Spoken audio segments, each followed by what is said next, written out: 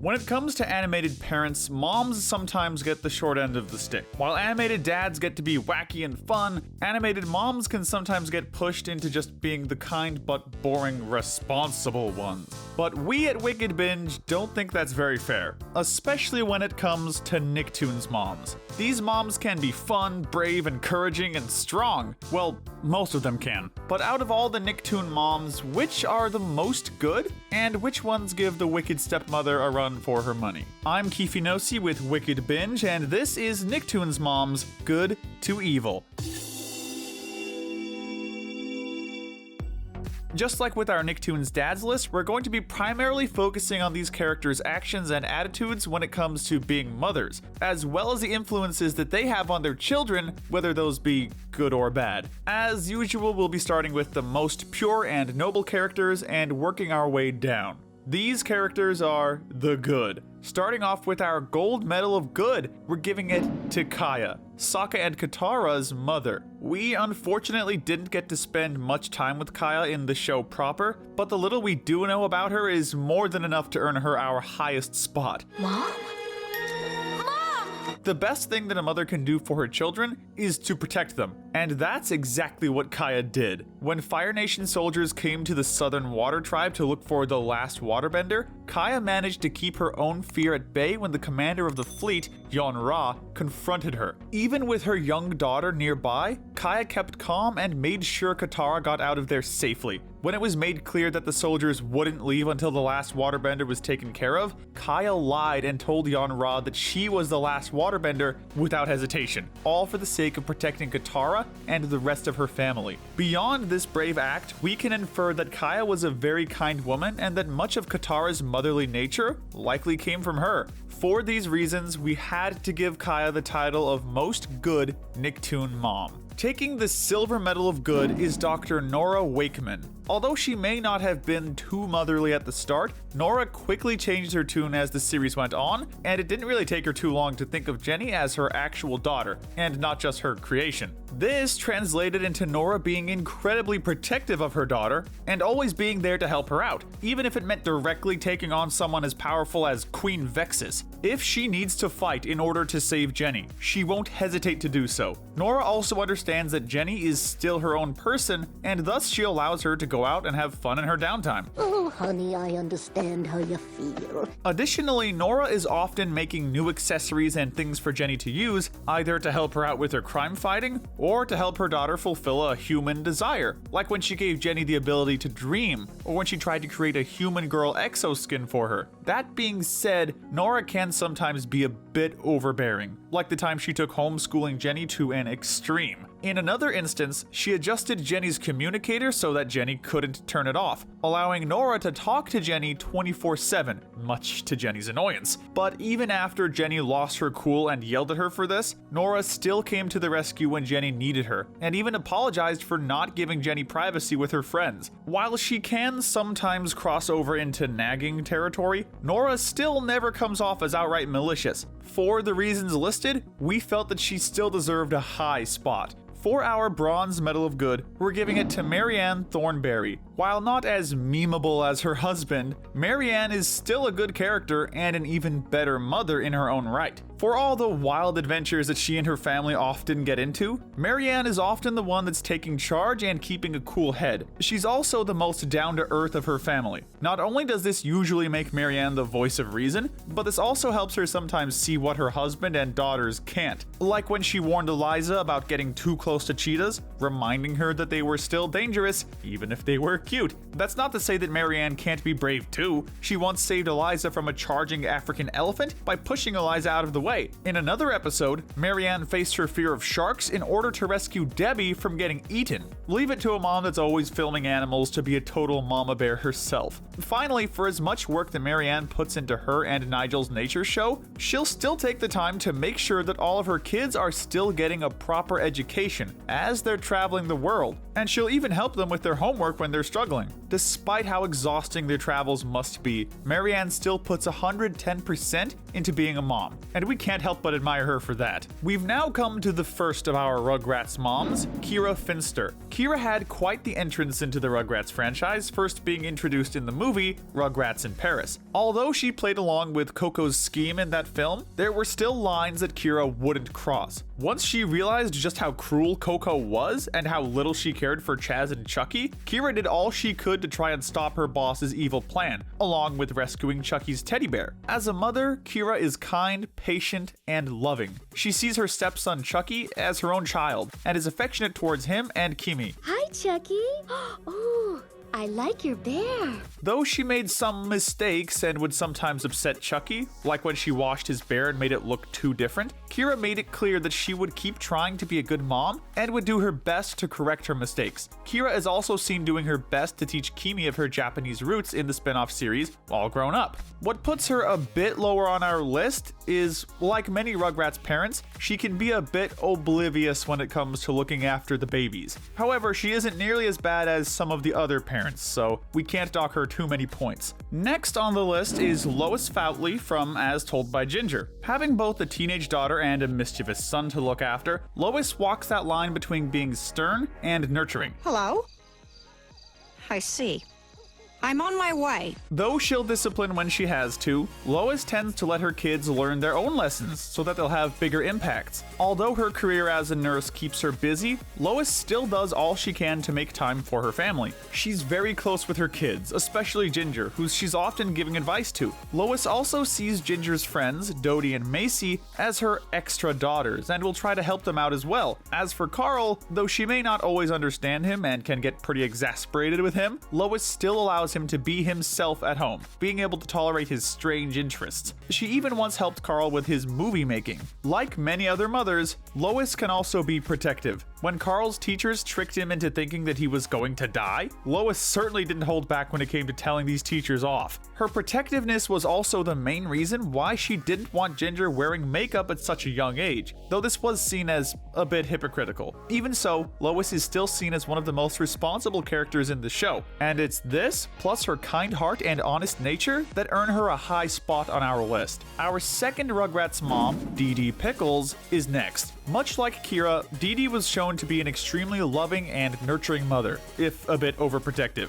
One of the most well-known things about her is her reliance on the word of Dr. Lipschitz. It doesn't matter what sort of advice he's giving through his books, Dee Dee will often try to follow it to the letter, which can lead to mixed results and unnecessary worries. This, and the fact that she can be fairly oblivious to the things her baby sons get up to, is what puts her under Kira. But even with these flaws, there's no denying that Dee Dee is still a good mom, with her main goal being to make her children happy. For one, though she has her clueless moments, she's not nearly as absent-minded as her husband Stu can be. She'll look out for her boys and try to do what's best for them, even if it means admitting her mistakes. Additionally, when it comes to disciplining her niece, Angelica, Dee Dee is much better at recognizing her bad behavior and punishing her for it. In this aspect, Dee Dee comes off as more of a mother figure to Angelica than her actual mother, who we'll get to later. Finally, though Dee Dee may sometimes seem a bit naive and overly cautious, she can do amazing things when pushed. One of her more memorable moments was when she saw Tommy going near some white tigers on their Las Vegas vacation. Dee Dee grabbed a nearby vine and swung over to her son, all to make sure that he was safe. Though not perfect, Dee Dee is still one of the better examples of animated mothers, both within Rugrats and the Nicktoons universe as a whole.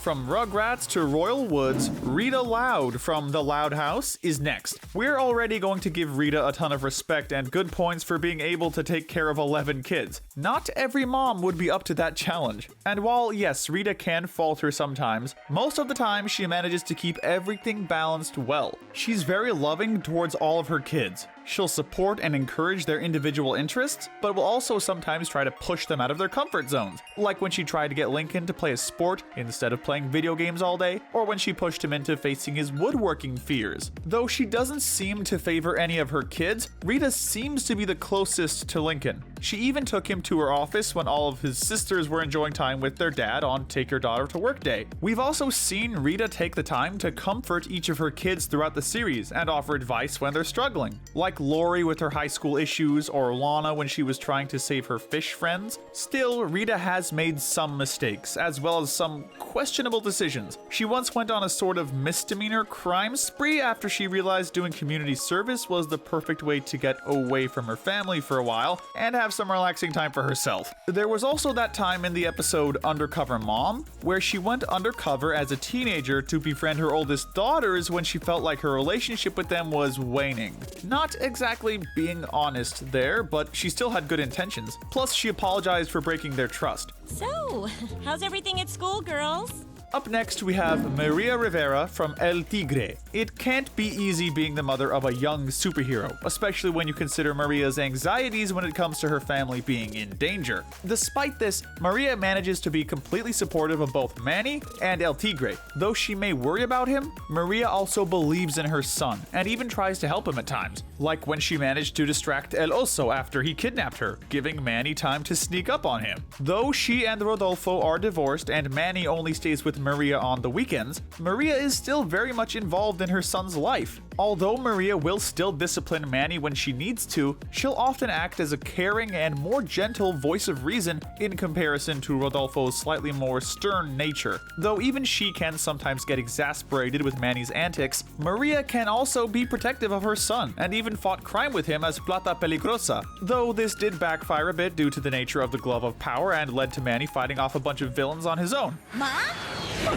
Whoops! Though she has a smaller role than most of the other Nicktoons moms on this list, Maria still manages to be a bright and positive influence on both her son and the series that she's from. Next up, we have Betty DeVille, mother of Phil and Lil. Taking care of young twins is no small task and can be a ton of hard work. Betty, however, manages to be both strong and caring in this aspect. Have you seen the kids? Unlike Dee Dee, who tries to follow the advice of so-called experts, Betty relies on her own common sense when it comes to raising her kids. She also doesn't seem to worry too much when it comes to her twins getting messy, giving them the freedom to play with dirt and mud. Though, it could be argued how good of a choice this is, as eating mud and worms probably isn't healthy for a baby. We're sure that Phil and Lil appreciate it. Still, she has her limits when it comes to this freedom, and puts her foot down when it came to Phil and Lil and their nude phase. This leads into our next point. Betty can be a total mama bear when it comes to her twins, and shows very clearly why you don't want to mess with her,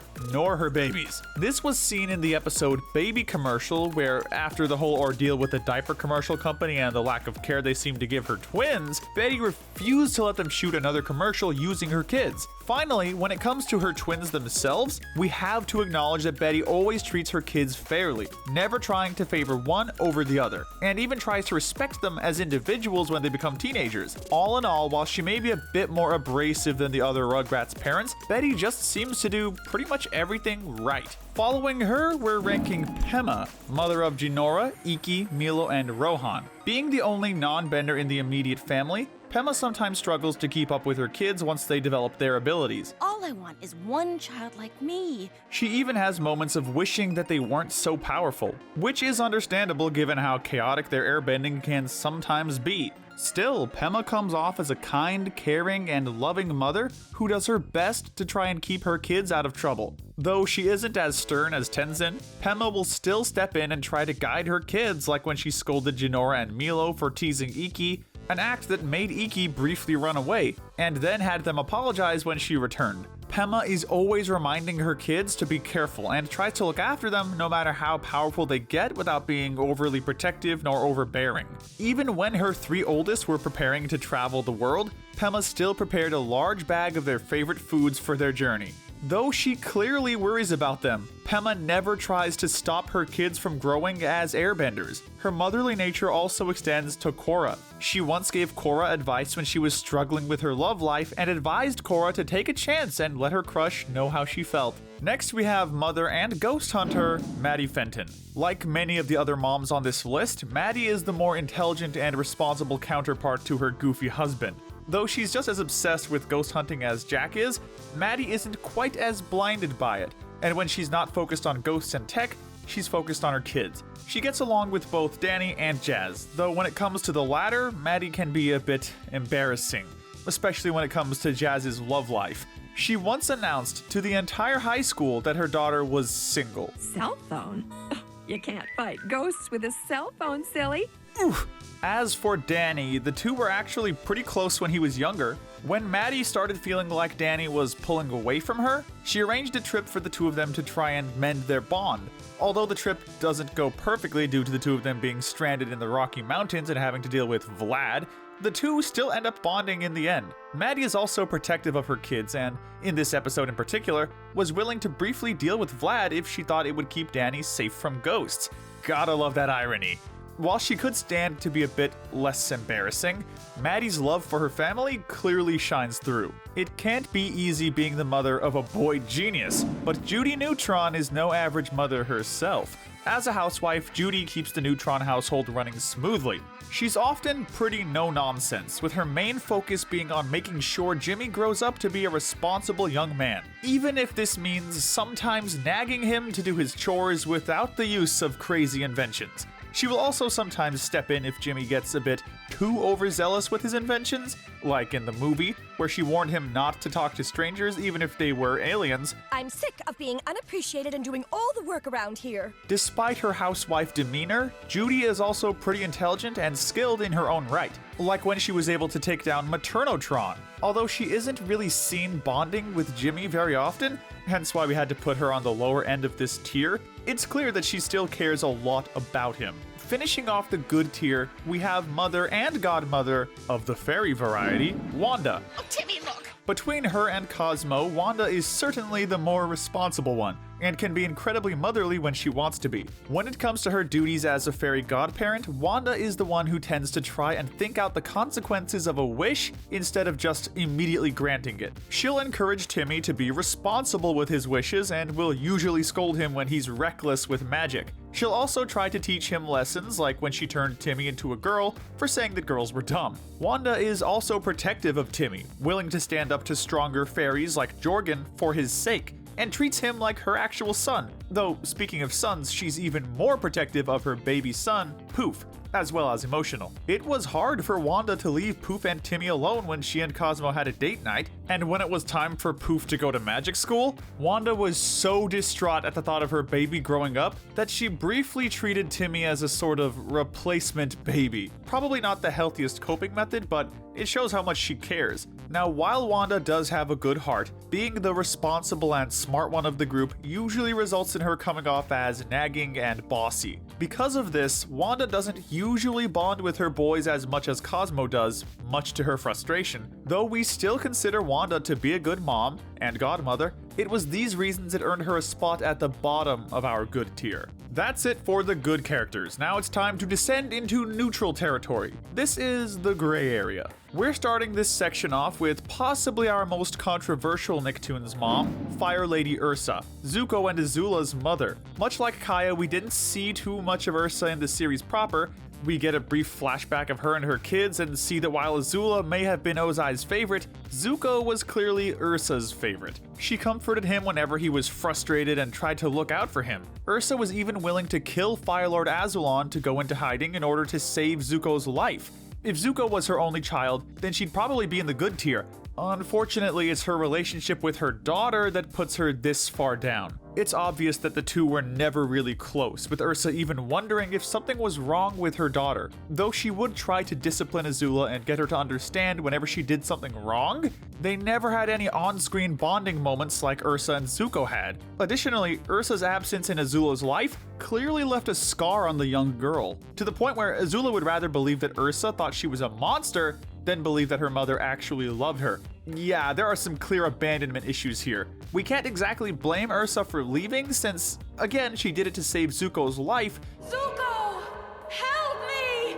Still, she could have done a much better job being a mother to Azula while she was around, instead of just letting Ozai influence her so much. There is more to say about Ursa, but since we're focusing only on the animated series and not the comics, we're just going to move on. Sticking with the Avatar world, we're ranking Toph next. Oh boy, this is another controversial one. Considering Toph didn't have the best parents herself growing up, it's understandable, though not excusable, that she would also struggle with being a mother. Her two daughters, Lin and Suyin, were complete opposites, which led to a bit of a conflict between the two of them. When Suyin was caught assisting with a robbery, Toph took it upon herself to destroy the police report and punished Suyin by sending her to her grandparents instead of letting her stay in prison. Though she did this to protect Suyin, Toph was also protecting her own reputation. Either way, it was still technically bending the rules for her own gain. While Suyin and her mother were able to eventually reconcile and Toph was able to have a relationship with her grandkids, this act is what ultimately estranged Toph from Lin for so long. Like how she is with most people, Toph can be pretty stubborn and hard-headed with her daughters. Another decision that led to them being estranged was how Toph refused to discuss Lin's father with her, despite how much Lin wanted to hear about him as a child. Still, Toph acknowledged that she made a ton of mistakes when it came to motherhood, and clearly still loved her daughters, saying that she was proud of both of them.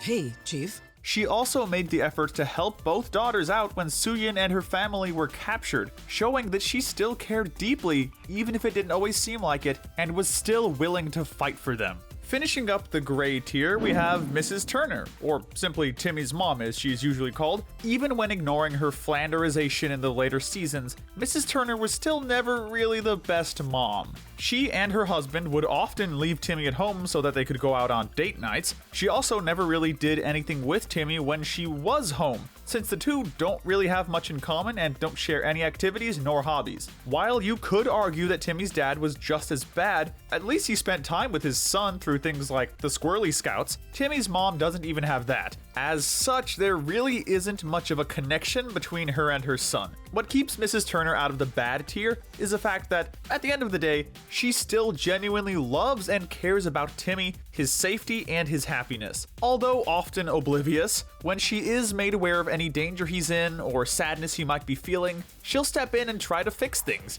She gave up her mighty mom powers for his sake, fought Mr. Crocker when he threatened to hurt Timmy in Abracatastrophe, and fired Vicky when she learned the truth about her in the Channel Chasers episode. Vicky, you're fired! She and Timmy also actually had a really nice moment in the same game. Not only did Mrs. Turner get Timmy's ball back after Dr. Bender refused to return it, but she also got a bit of revenge on the evil dentist by slamming the ball in his face and stealing his dentures. Too bad this moment is sort of ruined when she decides to play Timmy ball with them, but it's sweet enough. Even if these moments are few and far between, they still count for something. As we enter into the bad to evil tier, we're happy to report that we only have 2 Nicktoons moms that we feel fall under this category. For our bad mom runner-up, we have Charlotte Pickles. There's nothing wrong with a mom having a career, and there's nothing saying that a mom can't balance both work and family life. Charlotte, however, seems to barely even try to achieve that balance. In nearly every scene Charlotte's in, she's on her cell phone talking business with her assistant Jonathan, and barely paying any mind to what's going on around her. That includes her bratty daughter. Although Charlotte loves Angelica and wants her to be a strong, independent, and accomplished woman when she grows up, Charlotte doesn't always do much to encourage this mindset. She struggles with making time for her family, and even during birthdays and the holidays, Charlotte will still be on her phone. I hope you weren't too hard on her. When she is paying attention to Angelica, Charlotte considers her daughter to be her little angel and usually doesn't break from this mindset. But while she does often spoil her daughter, Charlotte tends to not be as much of a pushover as her husband Drew is. She's actually able to be pretty stern when she wants to be, and is able to discipline Angelica without immediately dismissing the punishment a few hours later. That makes her a better parent than Drew, but only in the moments when Charlotte is actually paying attention. When she isn't, that just gives Angelica more of an opportunity to act out, since she likely knows that she can get away with it as long as her mom is busy. These reasons are why we had to put Charlotte squarely in the bad tier.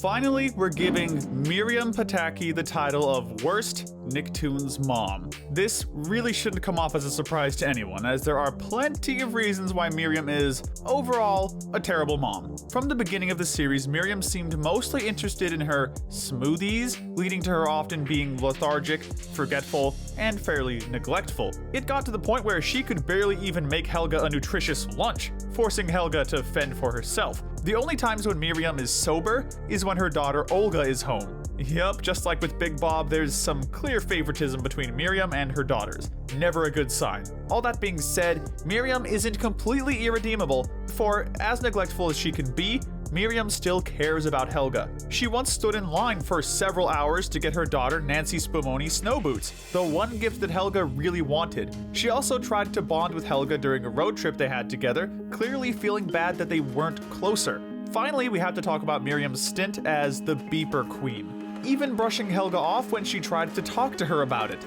Thankfully, Miriam realized what she was doing and quickly found Helga, apologizing to her. She quit her job for Helga's sake and even promised to be a better mom. But that's the thing.